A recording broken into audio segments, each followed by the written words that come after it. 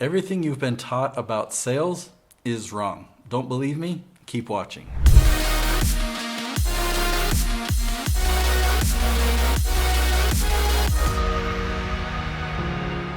So, Nate, everything that I know about sales is wrong. I don't know. I have a hard time believing that. What are you trying to get at here exactly? So I've done a complete reversal in my career. I learned the traditional sales training. I learned the sales closes, the sales lines, the scripting, the everything to get a customer to buy whatever I'm selling. And it's kind of like, the extreme would be selling the ice to the Eskimo. Yeah, sure. Right? I don't think you should sell ice to an Eskimo, for example. And maybe you agree with me there, but I don't know. I don't use closes anymore. I don't use any of that sales tactic anymore to make a sale. And yet I do make sales. I do get people to pay me $100,000 for my program. So how do you then, if you're not using that stuff, then I mean, how do you get them to that point where you know that it's time to ask for a sale? Well, I don't talk about money, and I don't try and ask for the sale until the time is right. I really look at their business, and I take a look at where are they? What are they trying to accomplish? Is it a fit for what I'm offering? If it's a fit, I'll paint a picture of what my service is. I'll teach them my whole strategy. And so, I'll even open up my keynote slides and where I have some screenshots of different results that we've got on YouTube and really show this is what you do. These are the 5 ingredients. So when they really understand my strategy, so they can see what it is that I'm going to help them with, they kind of understand tactically what I do. I then find out where their business is going and can they see how this strategy will help them get there or even beyond. And if they can really start to see that, then I will actually bring up concerns. It's crazy, but I feel like they really have to be committed. I don't want buyer's remorse. I don't want cold feet. I have a year agreement, and I want them to be glad that they're in this year agreement. I let them know proper expectations. I let them know that the first 4 months are going to be boring. I said, don't expect any leads. Don't expect any excitement to happen in the first 4 months. Then if leads do start trickling in, in month 5 and month 6, you're not going to be shouting for joy. So how are you going to feel when you're making this big investment of time, this big investment of money, if you don't make any money back in the first 6 months? Are you going to be able to handle that? Right? So that's when I try and talk them out of it, because I really want them to see the real picture. Yeah, that's interesting, trying to talk someone out of it. This really is going against everything that I've been taught about sales. So why do you do it exactly? Why are you bringing up these concerns?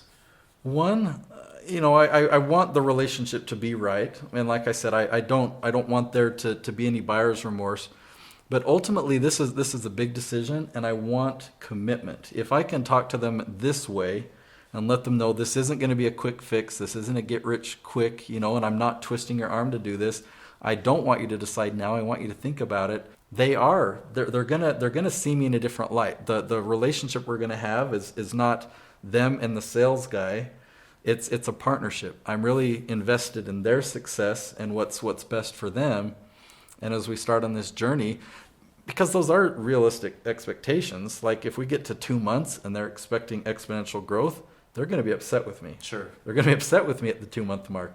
But if I set these proper expectations, then we get there and they're going to be patient, they're going to trust me, and they're going to get results. When we get to that year mark, that's when I say we got to keep going. We got to follow this strategy for 12 months. That's when you're never going to look back. You're going to be so glad that we did this year together. So this is all well and good for you and in your business and selling this high dollar, ticket item. What about for just, someone, they're just in a sales job? What kind of advice can you give to someone who's in that position? Maybe they have a hard time truly believing or being passionate in the product that they're trying to sell. Yeah, the first thing that came to my mind is pest control. Right, I've actually sold pest control. This is back before I started my company. The summer before I got that telemarketing job, I thought, I'm good at door-to-door sales. Let me go and try this pest control thing.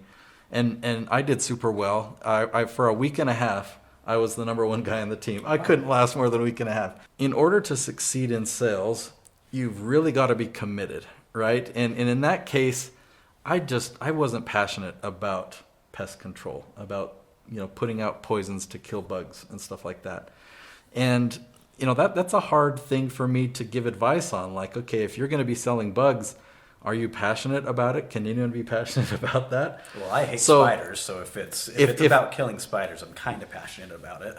Okay, I hear you there. So what would I do today? What would I do today if I went to a door selling pest control? In order for me to sell it, would my philosophy work? Let's see. So I would say, you're going to have poisons around your yard if your kid gets sick. I mean, I don't know that it would work. So You're maybe not going to be number one for the week and a half. I'm not going to be number one for the week. To really use sales to its fullest, the way that I believe is you've really got to believe in what you're selling. If you're selling something like pest control or something else that you don't fully believe in, then you've got to use these tactics. There's things that you've got to hide away, and you've got to, I remember my first sales job many, many years ago. I sold the Living Scripture videos, like Bible stories that are animated. And I remember I followed the script to the letter. The lady told me that she wasn't interested. They bought some of the videos before and they were great, but she just didn't want to buy any more. But I responded the way that I had practiced, and then I pushed the paperwork in front of her and handed her the pen, and she started filling it out. And I was just like, what? That really worked? I mean, there are sales tactics that really do work. I'm glad that I don't have to use those anymore. I just have real frank conversations. I feel like I'm, you've heard the analogy of the doctor and the patient really having a consultation. Well, I feel like I'm consulting them in their business, and I really do want their business to succeed, and I really have a solution that I believe in. When it's the right fit, if there's a match, then I'm confident that I can talk them out of it and still let them know, yeah, this is totally what you need to do. If you want to generate an additional 7 figures of business 12 to 18 months from now, this is exactly the path that I would follow. I can say that with full confidence. I've done it for many other channels. And so when I try and talk them out of it, I'm just really helping them to see the full picture themselves and know what they're committing to. If someone out there is in a situation where they're selling a product that they just don't believe in and they're not passionate about, do you think should they find another job? Really, I would. But you've got to take care of your family. You've got to take care of your needs.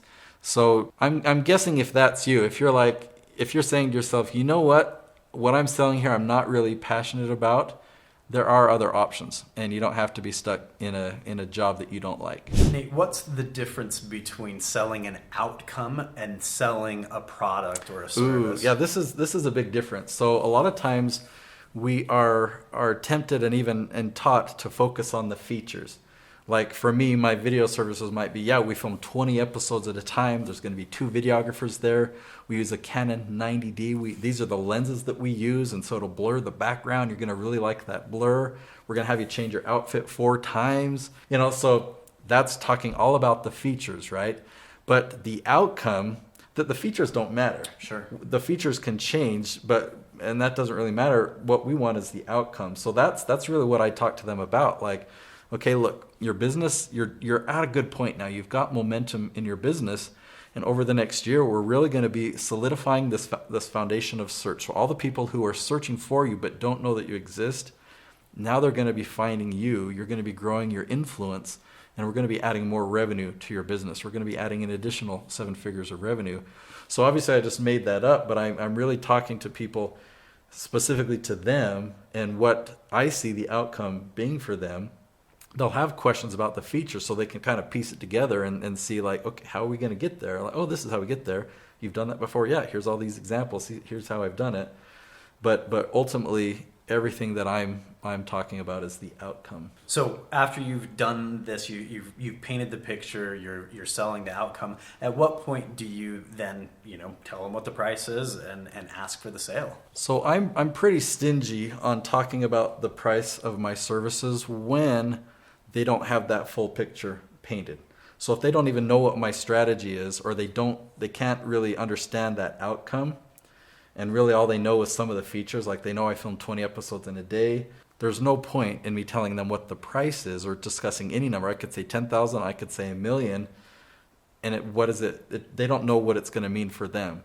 So I always make sure that I understand where they're at, and then I make sure they have clarity on what my strategy is, so they understand my thinking, and that they have confidence in me, that I know what I'm talking about. And then when we've talked about that outcome, then I can talk about the price. Because if the outcome is they're going to make 7 figures with a 6-figure investment, they can see that. They can see how it makes sense. If you're a business owner and you want to know how to make money on YouTube, you can actually make money on YouTube with a small channel because your business is behind it. I want you to understand this with clarity, so I'll link to a video right up there where that's the strategy that I teach.